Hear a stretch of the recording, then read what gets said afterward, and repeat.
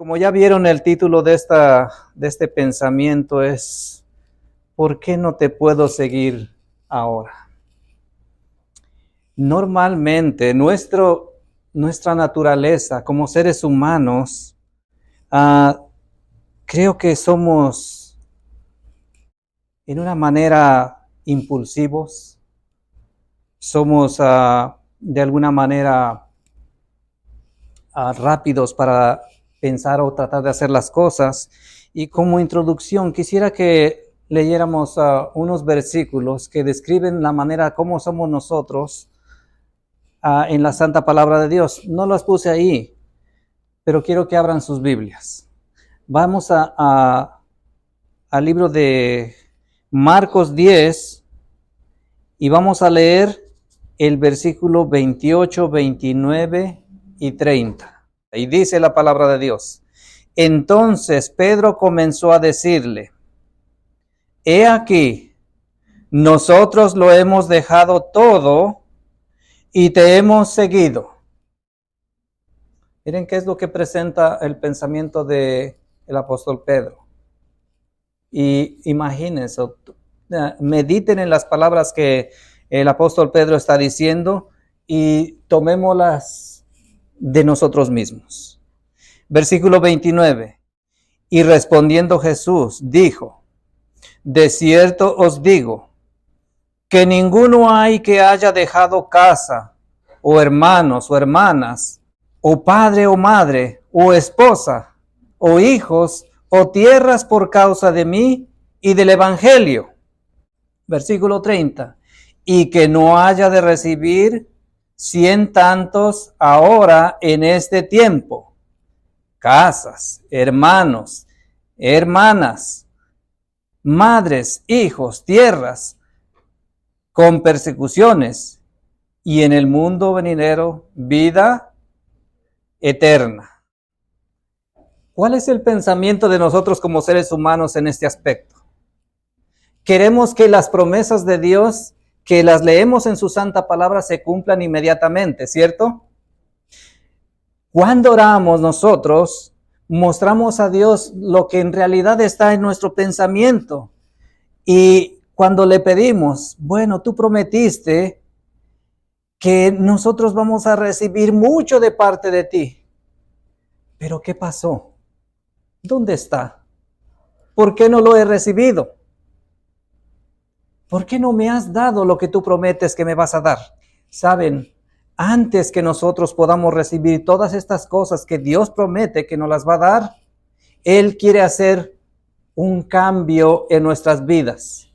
¿Por qué? Porque Él conoce de la manera como somos nosotros. Él entiende claramente cómo el ser humano se ha corrompido durante todos estos años.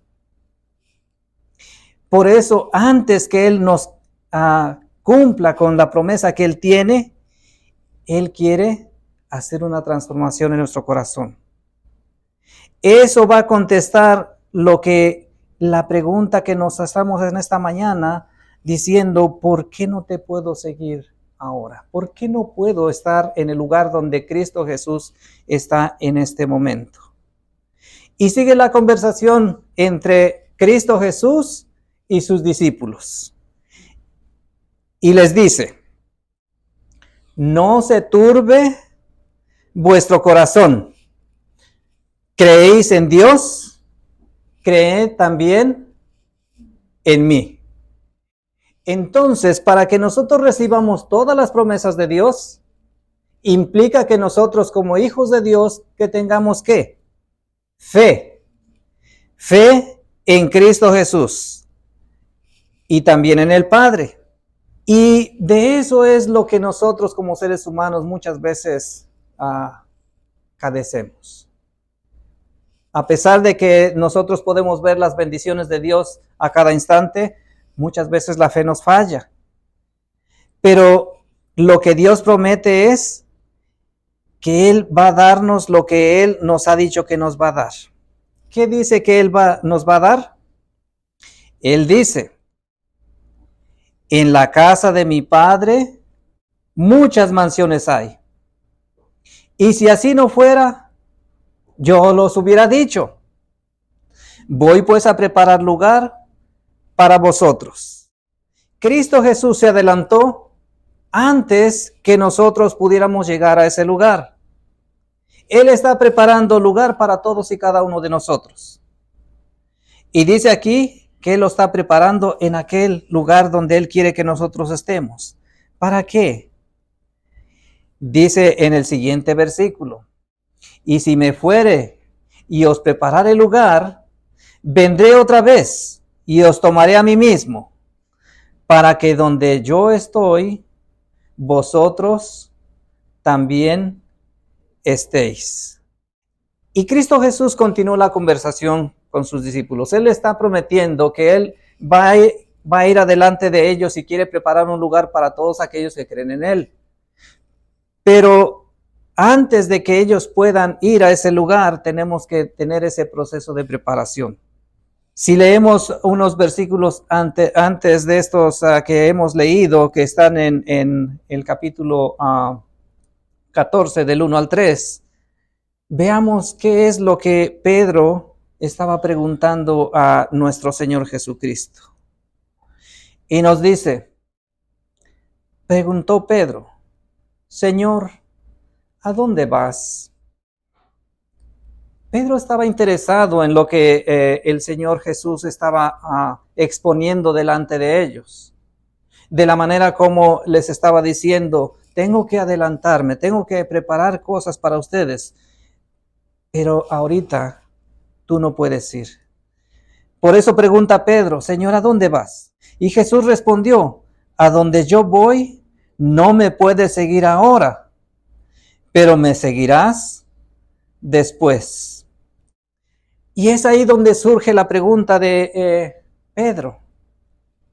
Es ahí donde surge la pregunta de Pedro, preocupado del por qué él no podía llegar a ese lugar donde Cristo Jesús estaba yendo. Y le dice Pedro, Señor, ¿por qué no te puedo seguir ahora? ¿Estaba preocupado el apóstol Pedro porque no sabía a dónde iba su maestro? Sí. En aquel instante no habían comprendido completamente lo que nuestro Señor Jesucristo les había dicho a ellos, qué es lo que sucedería, de la forma como iba a suceder, y por eso el apóstol Pedro estaba preocupado con esta pregunta de que cómo es que o a dónde es que iba a ir y por qué no podía él seguirlo. Y ahora nosotros vemos el ímpetu del apóstol Pedro. Y expone delante de Cristo Jesús, mi vida pondré por ti. ¿Cuántas veces nosotros como hijos de Dios hemos pensado de esa manera? Usando lo que nosotros creemos que tenemos en nuestro corazón de amor para nuestro Dios, exponemos que nosotros queremos estar ahí por Cristo y aún si es posible podemos poner nuestra vida, morir por Cristo Jesús. Pero muchas veces nos damos cuenta que lo que hemos dicho, lo hemos dicho quizás solamente en un sentido emocional. No lo hemos dicho total y sinceramente, de manera que hemos entendido lo que Dios pide y el por qué Dios da un espacio a todos y cada uno de nosotros para que podamos digerir cada una de las cosas que nosotros hemos o hablamos delante de Él. Y ciertamente el apóstol Pedro siempre fue un hombre de esa manera, impetuoso. Y la palabra de Dios nos dice que él fue uno de los primeros en convertirse. En los 4 evangelios, ustedes lo van a ver como el número 1 que se convirtió a Cristo Jesús. Vamos a ver una tabla que muestra esos evangelios y nos dicen cómo es que Pedro fue el primero en convertirse a Cristo Jesús. Pero su carácter era un carácter impaciente, un carácter impulsivo. Él se dio a sí mismo la tarea de ser el representante de todos los apóstoles. Él hablaba primero antes que los demás. Él mostraba su impetud. Pero miren, por ejemplo, en Mateo 10 del 2 al 4, ahí está la lista. Pedro. En Marcos 3, 16 al 19, en la lista, ¿quién está? Pedro. En Lucas del 6, del 14 al 16, Pedro. Y Hechos 1 al 13, versículo 13, ¿quién está ahí? Pedro. Pedro fue el primero en convertirse a Cristo Jesús. Pero el carácter que tenía seguía siendo impaciente. Él hablaba a través del impulso. Muchas veces nosotros nos identificamos con el carácter de Pedro, porque somos impulsivos. Queremos hablar de las cosas de Dios y a veces no nos medimos de la manera como lo hacemos. Exponemos la palabra de Dios ciertamente, pero muchas veces lo hacemos de manera que quizás pueda hacer herir a los demás seres humanos. No es de la manera como Dios quiere llevarnos al cielo. Por eso es que le dijo nuestro Señor Jesucristo a Pedro, a donde yo voy no me puedes seguir aún. Tenía que haber un proceso de reformación en el corazón de Pedro, ¿cierto? Ahora, por eso es que teniendo este carácter, el apóstol Pedro, él dijo, mi vida pondré por ti. Ahora, en realidad, eso que dijo Pedro se iba a cumplir en un futuro. Y nosotros vemos de la manera como el Espíritu Santo nos habla de esta manera. La lealtad de Pedro fue incuestionable hacia Cristo. Pedro fue sincero con él, pero por su forma de ser variable, su fe tenía que ponerse a prueba. Por eso es que no podía ir todavía Pedro allá donde Cristo iba. Tenía que tener un tiempo de prueba. ¿Por qué nosotros también no hemos recibido la promesa de Cristo Jesús donde nos dice, todos los que dejan las cosas que ustedes dejen por amor a mí, van a recibir aún más que eso? Porque todavía nuestro carácter tiene que ser reformado. Nuestra fe tiene que ser puesta, ¿a qué? A prueba. Por eso en Juan 13, 38, en el libro de Juan, capítulo 13, versículo 38, nos dice, Jesús respondió, ¿tu vida pondrás por mí? ¿De qué manera responde Cristo Jesús? Cristo sabía que en aquel momento todavía Pedro no estaba preparado para verdaderamente poner su vida por él. Por eso le pregunta de esta manera, ¿vas a poner tu vida por mí? Y continúa diciendo, de cierto te digo, no cantará el gallo sin que me hayas negado 3 veces. A pesar de que el apóstol Pedro negó a Cristo Jesús de acuerdo a lo que dice la santa palabra de Dios, Dios nunca va a dejar de darnos oportunidades. Las oportunidades que da Dios a cada instante nos llegan a tocar a nuestras puertas. Lo único que tenemos que hacer es abrir la puerta de manera que nosotros podamos ver la oportunidad que Dios está trayendo a nuestras vidas. Y vemos la conversión de Pedro.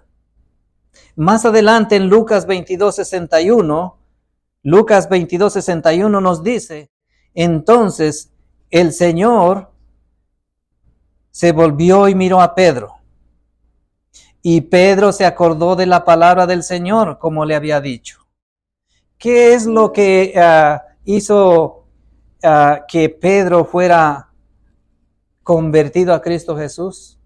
Simplemente una mirada tierna que viene de parte de Dios. Esa mirada tierna que a cada momento está dando a todos y cada uno de nosotros, diciéndonos, miren, aquí estoy yo por ustedes.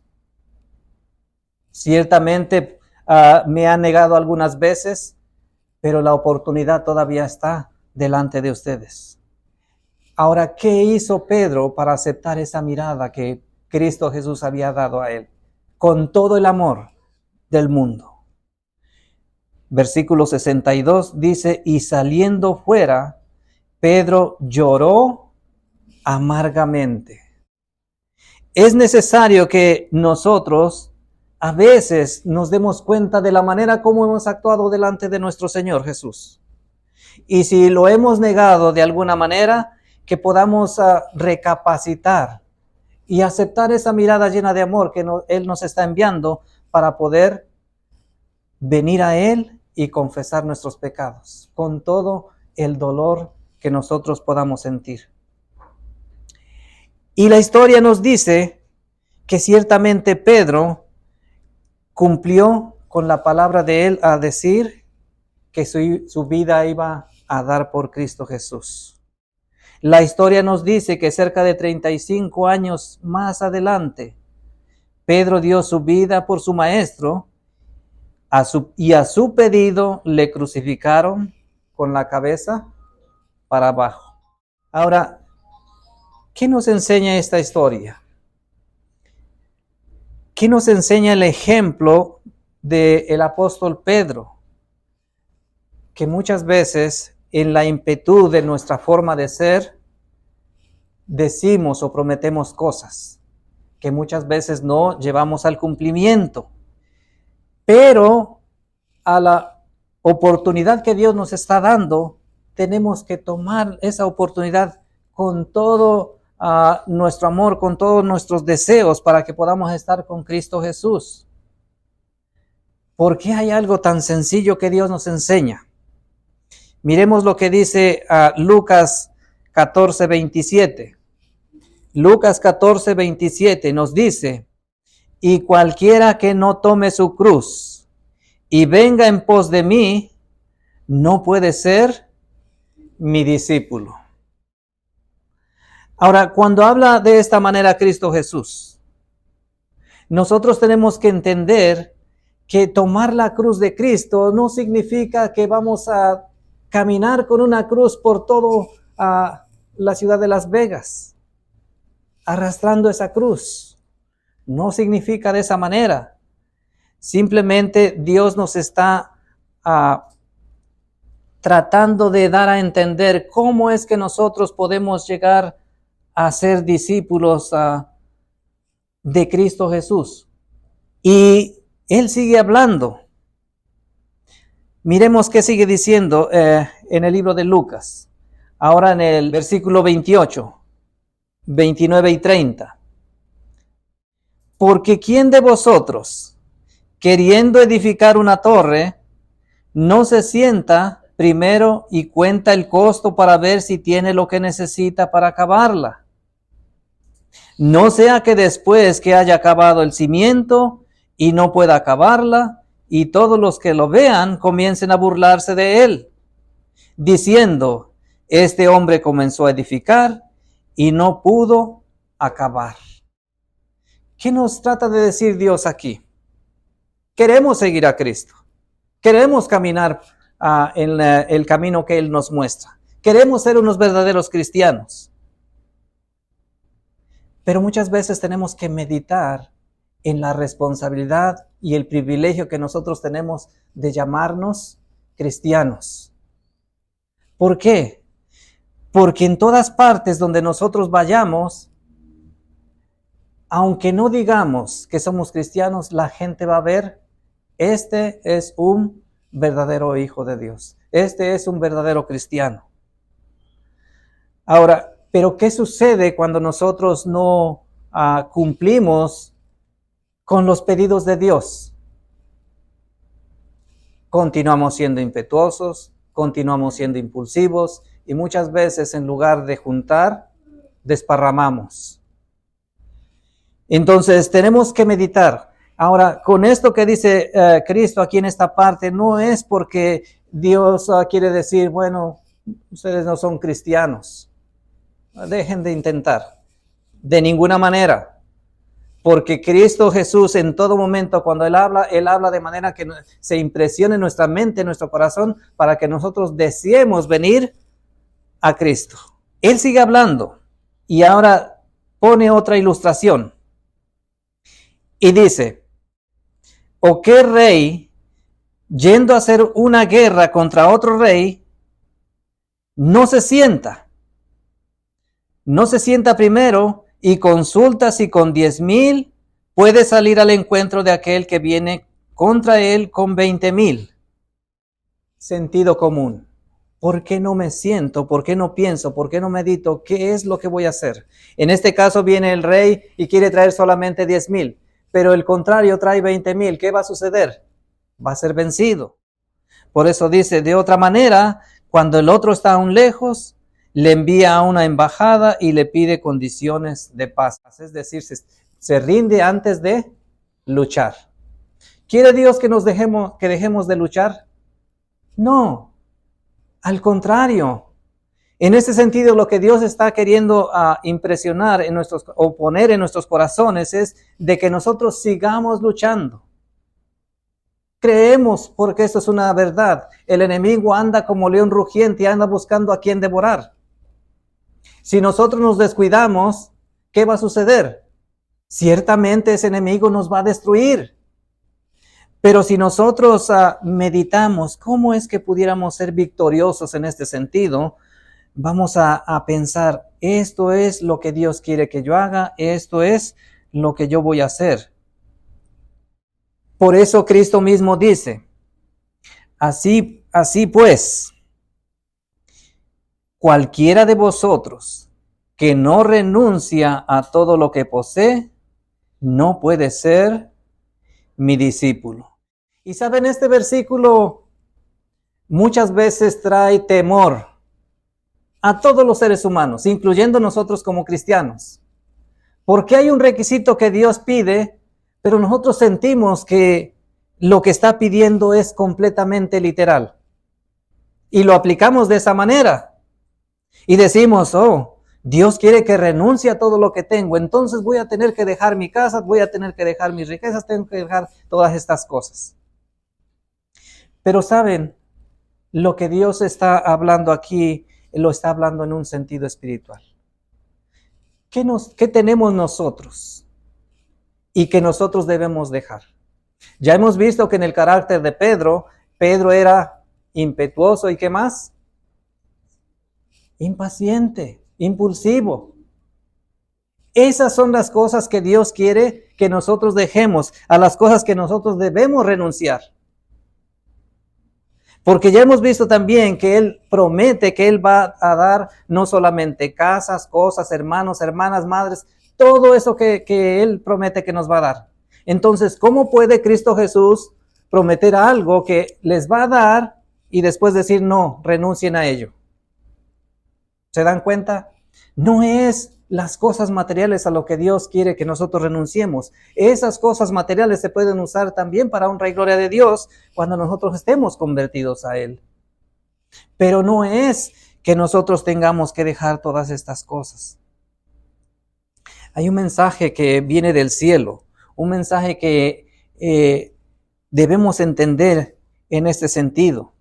Hablando de lo que hemos leído en Lucas 14, 28 y el 31, nos dice, así como Pedro, no debemos actuar bajo impulsos o ser impetuosos, sino bajo el principio del conocimiento y entendimiento que es la razón. Eso es lo que quiere Cristo que nosotros tengamos, que nosotros razonemos, que nosotros seamos unos cristianos que verdaderamente podamos analizar la palabra de Dios y podamos entender lo que Dios nos pide y que actuemos de esa manera. En Lucas 14, 27 también, cuando nos pide Cristo tomar la cruz, no significa que debemos andar por el mundo cargando esa cruz sufridamente, sino tomar con responsabilidad el privilegio de ser seguidor de Jesús, con todo lo que esto implica. Es decir, si soy seguidor de Cristo Jesús, tengo que caminar, hablar y pensar como Cristo Jesús. Y la última parte, renunciar a todo lo que posee, tampoco significa que debe hacerse pobre y vivir en la calle, sino renunciar a las tendencias naturales humanas, todo lo que nos aparte de Dios para poder vivir por fe en Él. Eso es lo que Dios quiere que nosotros entendamos. Por eso es que Él dice, no se turbe vuestro corazón, creer en Dios, creed también en mí. Cuando Cristo nos está hablando de que nosotros no debemos ser turbados en nuestro corazón, si la fe ha penetrado en nuestro corazón, en nuestra mente, no debemos estar preocupados por lo que hemos de vestir o lo que hemos de comer, o cómo es que vamos a proveer para nuestro sostén. Especialmente nosotros como los que somos cabezas del hogar y tenemos que hacer esto, aunque aquí lógicamente se trabaja esposo y esposa para poder tener el sostenimiento. Pero en algunas partes es solamente el varón el que trabaja y trae estas cosas. Y muchas veces esta forma de vida crea muchas preocupaciones para los varones. Pero Cristo pide, no se turbe vuestro corazón. Si el Padre ha prometido, tú crees en el Padre y el Padre te promete esto, es que Él te lo va a cumplir. Pero muchas veces, tristemente, nosotros no confiamos en esas promesas. Miren lo que dice el colportor evangélico. Muchos de los que profesan seguir a Cristo se sienten angustiados. ¿Cómo se sienten? Angustiados. Puede ser muchas diferentes cosas que pueden pasar en nuestras vidas y ciertamente nos llenan de angustia. Pero no es el deseo de Dios que vivamos angustiados. Por eso dice esta parte, muchos de los que profesan seguir a Cristo se sienten angustiados porque temen confiarse a Dios. ¿Cuál es el temor que tenemos nosotros como seres humanos? Confiarnos a Dios. Ese es el temor más grande que nosotros como seres humanos tenemos. ¿Por qué? Dice más adelante, no se han entregado por completo a Él y retroceden ante las consecuencias que semejante entrega podría implicar. ¿Qué cosa implica el entregarse a Cristo Jesús? Que ahora tengo que vivir para Cristo Jesús. Tengo que actuar como Él lo hizo en el pasado, caminar por el mundo, tratar de ayudar a la gente. Tengo que sacar quizás de mi propio sustento para compartir con otros. Ese es el temor a veces de los que seguimos a Cristo Jesús. Pero saben, dice aquí en esta parte, la última parte, pero a menos que se entreguen hacia Dios, no podrán hallar paz. La angustia va a continuar en el corazón de los seres humanos cuando no nos entregamos a Cristo de esta manera. Y no es el deseo de Dios que nosotros vivamos de esta manera. Por eso Él dijo, no se turbe vuestro corazón. ¿Crees en Dios? Cree también en mí. Ahora, ¿por qué es que Dios habla acerca de estas cosas? ¿Por qué Él no quiere que nosotros nos angustiemos? Es sencillo, porque la angustia mata, erradica la poquita fe que nosotros podemos tener en nuestro corazón. Por eso Cristo dijo en Mateo 21:21, de cierto os digo que si tuvieres fe y no dudares, no solo harías esto de la higuera, sino que a este monte dijeres, quítate y échate en el mar, y será hecho. ¿Qué es lo que promete Dios si nosotros tenemos fe? Que todo lo que nosotros podamos hacer o pedir, se va a hacer. Por eso dice el versículo 22, y todo lo que pidieres en oración creyendo, lo recibiréis. Ahora, hay un peligro muy grande en este sentido, cuando nosotros no confiamos en Dios de la manera como Él quiere que nosotros confiemos, cuando nosotros no creemos en Dios como Él quiere que nosotros creamos. El peligro más grande está, como dice aquí en Testimonios para la Iglesia, tomo 9. Dios no puede tener paciencia por mucho más tiempo.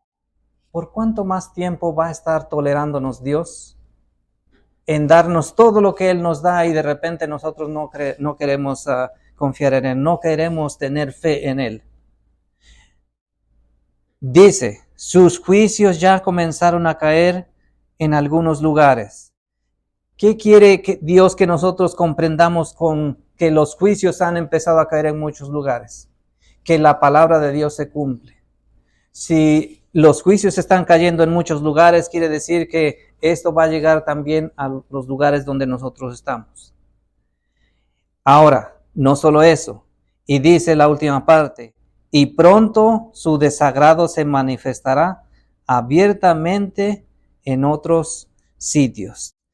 Esta parte que nosotros acabamos de leer fue escrito allá por los años 1800, 1900 casi. Y ya los juicios estaban cayendo. De aquel tiempo para acá, la manifestación de los juicios de Dios se ven más claros. Están presentes en todos los lugares.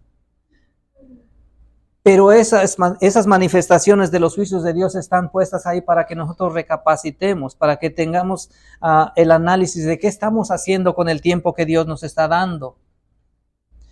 ¿Por qué?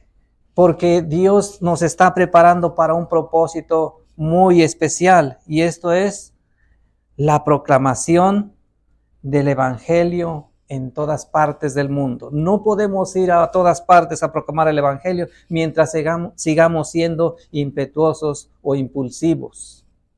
Dice aquí en esta parte, Testimonios para la Iglesia, tomo 9, párrafo 78.5. A nosotros, como pueblo, nos incumbe preparar el camino del Señor bajo la dirección del Espíritu Santo. ¿Cómo es que vamos a preparar el camino del Señor? ¿Bajo nuestros propios pensamientos, nuestras propias ideas? No, bajo la inspiración y la dirección del Espíritu Santo.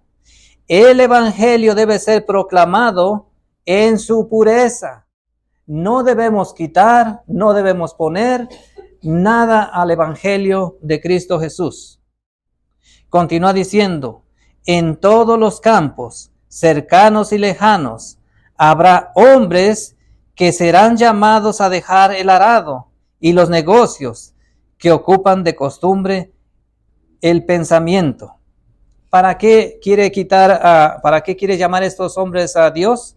Dice aquí, para prepararse junto a hombres de experiencia. ¿Se dan cuenta cómo Dios siempre va guiando de una manera que va a haber alguien que nos va a ayudar a adquirir las habilidades que nosotros necesitamos para compartir el Evangelio de Cristo a todos los seres humanos? Ahora miren qué sigue diciendo.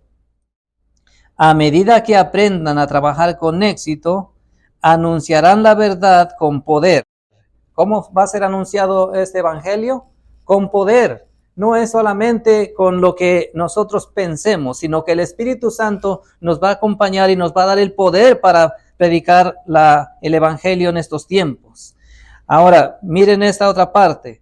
Montañas de dificultades serán removidas. ¿Qué nos decía el versículo anterior? Si nosotros tuviéramos fe, le diríamos a la montaña, quítate y échate ¿a dónde? Al mar. De esa misma manera nos habla aquí el Espíritu Santo. Montañas de dificultades serán removidas y arrojadas al mar. El mensaje que tanto significa para los habitantes de la tierra será oído y comprendido. Los hombres verán dónde está la verdad y entonces vendrá el fin. Antes del fin, los seres humanos tienen que entender qué cosa es la verdad de Dios. ¿Para qué? Para que ellos puedan decidir qué es lo que van a hacer. O eligen a Dios o siguen estando en la misma situación. Pero, tristemente, si siguen estando en la misma situación, Dios no puede hacer nada por nadie. Dios nunca va a obligar a nadie a ser salvo. Por eso nuestro Señor Jesucristo nos habla, nos apela a nuestros corazones y nos dice, ¿creéis en Dios? Creed también en mí. Romanos 12:13 nos habla de cómo Dios ha puesto fe, una medida de fe en cada corazón. Y esa fe tiene que crecer cada día más y más. Miren cómo dice el apóstol Pablo. Digo pues, por la gracia que me ha sido dada, a cada cual que esté entre vosotros, que no tenga más alto concepto de sí. ¿Qué sucede cuando nosotros usamos la fe que Dios ha puesto en nuestro corazón en una medida como Él ha dado? Nosotros no vamos a pensar que somos mejores que nadie. Nosotros nunca vamos a tomar a nosotros mismos como que sabemos más. Tenemos un privilegio, tenemos una responsabilidad, pero nunca nos vamos a tomar como que somos sabios. Y continúa diciendo, no debe tener más concepto de sí del que debe tener, sino que piense de sí con mesura. ¿Qué es lo que le faltaba al apóstol Pedro en aquel tiempo? Mesura. No pensaba, no meditaba en sus palabras. E impulsivamente decía, yo voy a hacer esto por ti. No es lo que Dios pide de todos y cada uno de nosotros. Por eso es que nosotros estudiamos la palabra de Dios para que responsablemente analicemos cada una de las cosas que Él nos pide y con juicio nosotros podamos decir, esto sí quiero hacer para Dios. Ahora entonces, no solamente que no pensemos de nosotros sin mesura, pero dice la última parte, sino conforme a la medida de fe que Dios repartió a cada uno. Dios nos ha dado a todos y cada uno una porción de fe. Pero es responsabilidad nuestra si queremos hacer crecer esa fe o queremos que esa fe decaiga y se desaparezca. Que una vez más vuelvo a repetir, no es el deseo de Dios, sino que Él quiere que toda nuestra fe o lo poquito de fe que tengamos aún crezca más y más. En Lucas 20 y el versículo 30, la última porción de la parte 30 y el versículo 31 nos dice, ciertamente otras señales hizo Jesús en presencia de los discípulos, los cuales no están escritas en este libro. Pero estas se han escrito para que creáis en Jesús. ¿Para qué hizo muchas señales Cristo Jesús? Para que los discípulos que le siguen a Él puedan creer en Él. Ahora, pregunto yo, ¿cuántas señales ha hecho Cristo Jesús para nosotros en estos tiempos? Para mí han sido muchas. Desde el tiempo en que Dios comenzó a llamarme, yo he visto muchas cosas que ha hecho Él para beneficio mío. Y no me canso de ver las cosas que Él está haciendo. Cada pequeña cosa que yo miro que Dios está haciendo, lo está haciendo como una señal para que yo pueda creer en Él. Para que mi corazón no se turbe. Para que yo siga avanzando en la fe, de manera que crea que Él fue a preparar un lugar y cuando Él regrese, Él me va a tomar y me va a llevar al reino de los cielos. Y esto es lo que Él quiere para todos y cada uno de nosotros. Por eso cada señal que hizo, lo hizo para que nosotros creamos en Él. Y tenemos que creer que Él es ¿quién? Que Él es el Hijo de Dios. Para que cuando creemos todas esas cosas, dice Lucas 20:31, para que creyendo tengáis vida en su nombre. Esto es lo que quiere regalar Dios a todos y cada uno de nosotros. Vida, y no solamente vida aquí en este tiempo. Ya hemos visto Marcos 10:28 y vamos al 30, que donde nos dice que Dios va a dar 100 tantos ahora en este tiempo. Dios promete que Dios va a bendecir a todos y cada uno de nosotros en este tiempo. Pero para eso también tenemos que ejercitar nuestra fe. Cada vez que nosotros le pidamos, tenemos que creer lo que le estamos pidiendo. Y entonces, ¿qué es lo que nos está animando a nuestro Señor Jesús a creer? Él dice, en la casa de mi Padre muchas mansiones hay. No solamente las cosas que Él nos promete que nos va a dar aquí en este mundo, en esta tierra, pero también habla de las cosas celestiales. Por eso dice, en la casa de mi Padre muchas mansiones hay. ¿Deberíamos creer esto? Sí. Si Él lo dice, nosotros debemos creerlo con todo nuestro corazón. Por eso dice Juan 14:2, voy pues a preparar lugar para vosotros. Y si me fuere y os preparare lugar, vendré otra vez y os tomaré a mí mismo, para que donde yo estoy, vosotros también estéis. Ahora, cuando nosotros leemos en este versículo, y si me fuere, esto no implica que nosotros tenemos que dudar que Él no iría. Es un hecho que Jesús murió, resucitó y ya ascendió. Está allá en el cielo. Y hemos visto a través de la lección que vimos en esta mañana que Él está intercediendo por todos y cada uno de nosotros.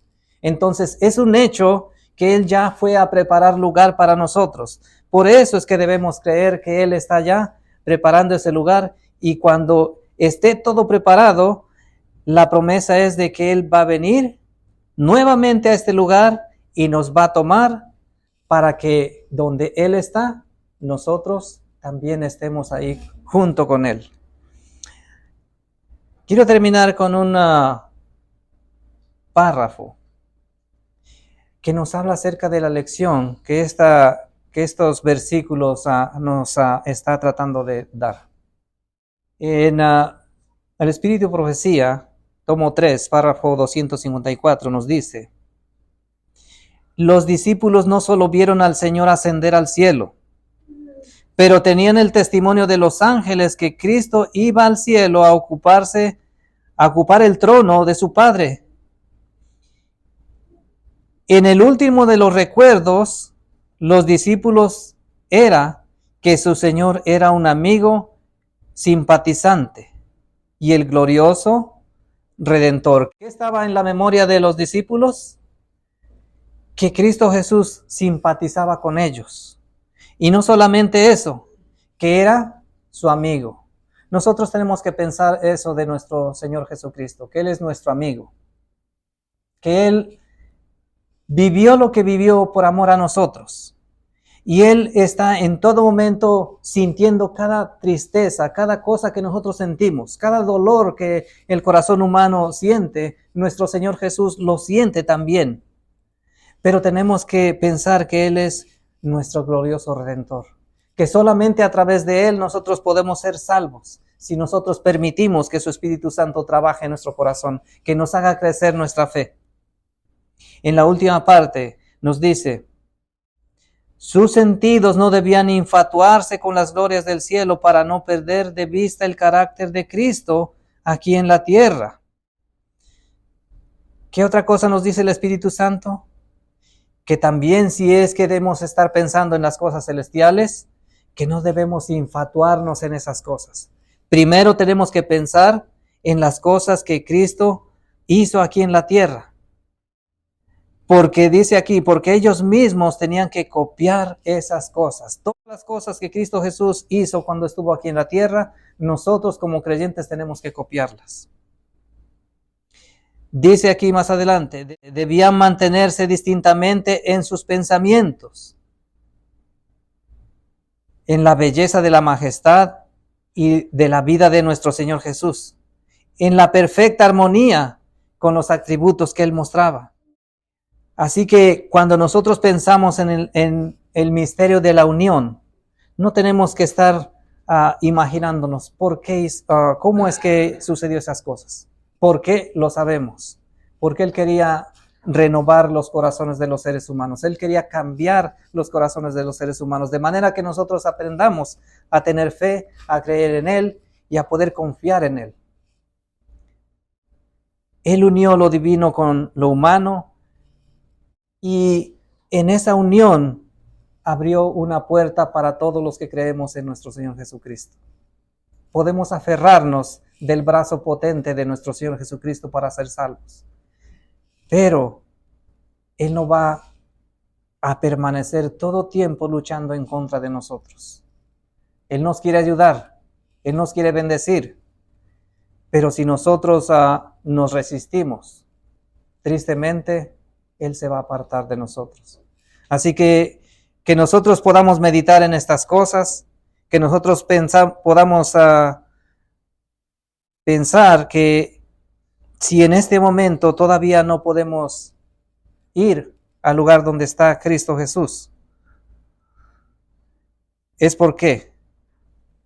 Porque todavía nos falta desarrollar nuestra fe y también quitarnos todos nuestros malos hábitos que todavía nos siguen separando de nuestro Dios. Así que en esta mañana meditemos en estas cosas y que Dios siga conduciendo la vida de cada uno de ustedes y los siga bendiciendo en gran manera. Ese es mi deseo y mi oración.